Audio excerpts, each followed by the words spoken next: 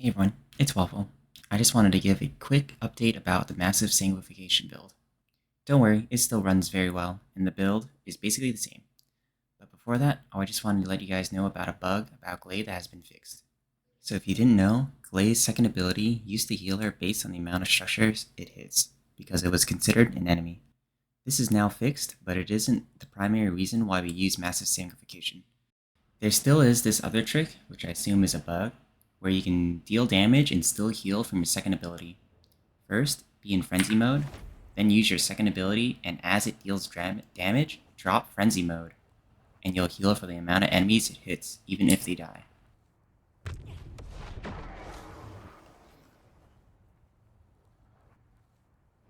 These are the modules I use right now. I still have this flex spot open for either more survivability or more damage.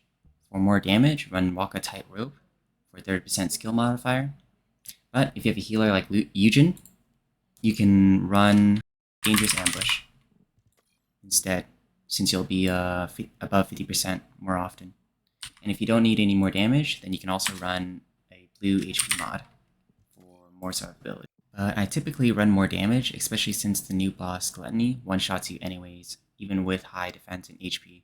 So you really have to rely on dodging rather than eating the shots. Spear and Shield is left upgraded since defense doesn't seem to have a big impact on survivability in comparison to HP, which is why we mainly use it for the 8.1% skill power and a little bit of extra defense. And real quick, I'll show off these other two builds. This is the max DPS build I run with this Slayer set. It's just as much damage as possible with minimal survivability, just to farm bosses. And this is the AoE build, swapping out some modules for range. I typically don't use this build often, since you could just use a launcher for AoE, or run Bunny instead. For the weapon, the modules are the same, however you can use 2 uncatalyzed slots as an elemental phylax for whatever boss you're facing. You leave them uncatalyzed because each elemental bullet type is a different socket type. And like this, you can easily swap between each element, no problem.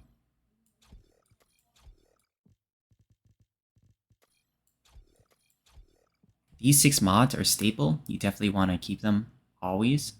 And this weak point aiming is just there for the extra 2% weak point damage, since I have capacity left over. And if you're interested about these other builds, here is this one. This Python build is for when I'm using other characters besides gley, meaning I'll have to reload and use ammo. So I put expand weapon charge for the extra magazine capacity, and I took off mental focus for real life fighter. It does make the accuracy pretty bad, since real life fighter and have aiming give a total of minus 40% accuracy, but I just deal with it. And then I use poison priority and toxic enhancement to make use of the Python's unique passive.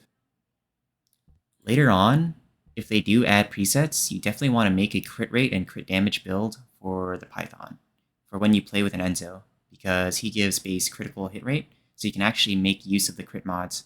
But for now, probably just stick to the flex build and swap elements based on the type of boss you're facing. Another common question is if the Slayer set is better than the Annihilation set. Short answer, yeah, the Slayer set deals more damage for sure, since it gives you an extra 26% skill power. But it can be annoying in long play since it increases skill cost by 15%, making you use up more of your HP.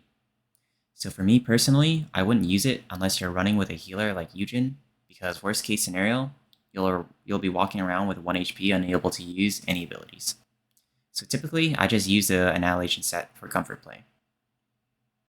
And that's about it. If I missed anything, let me know in the comments, and I'll be sure to answer any questions. Peace!